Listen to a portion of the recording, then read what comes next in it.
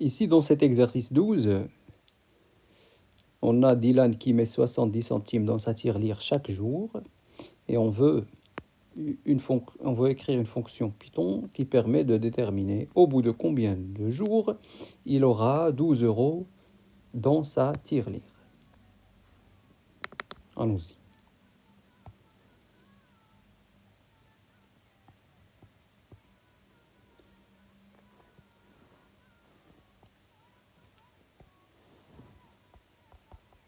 Exercice 12, page 23. Alors, on nous demande d'écrire une fonction Python. On peut la nommer comme on veut, hein. Par exemple, définir econ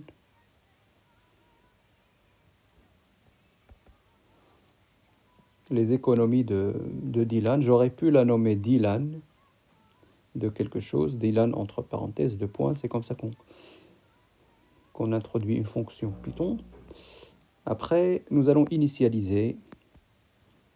Pour une boucle tant que, nous avons besoin, comme on a vu, de deux variables, par exemple S, cette variable qui va contenir la somme à chaque fois, contenue dans la tirelire, et N, le nombre de jours. Donc je initialise tout ça à 0. Ça veut dire que le jour 0, la somme dans la tirelire était de 0. Et je commence ma boucle tant que, while. Tant que la somme est plus petite que 12, tant que je ne suis pas encore arrivé à 12 euros, qu'est-ce que je fais? Je remplace ce qui était dans la tirelire par ce qui était dans la tirelire plus 0,7. Je mets 70 centimes, d'accord? Et je passe au jour suivant.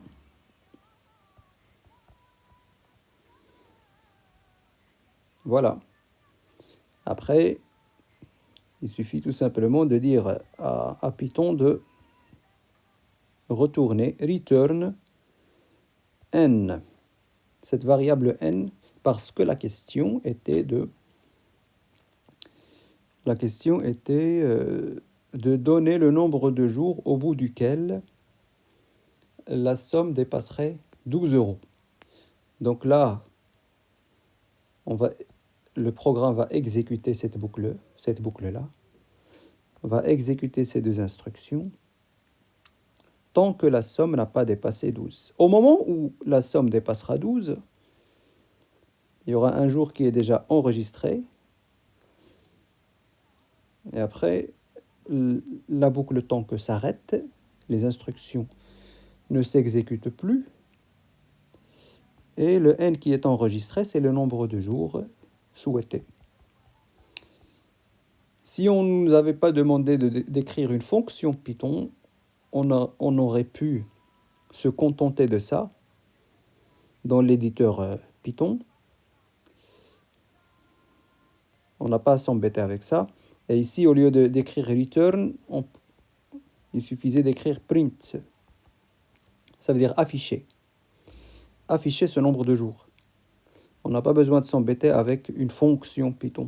Surtout s'il n'y a pas d'argument entre ces parenthèses. Bon, voilà pour cet exercice.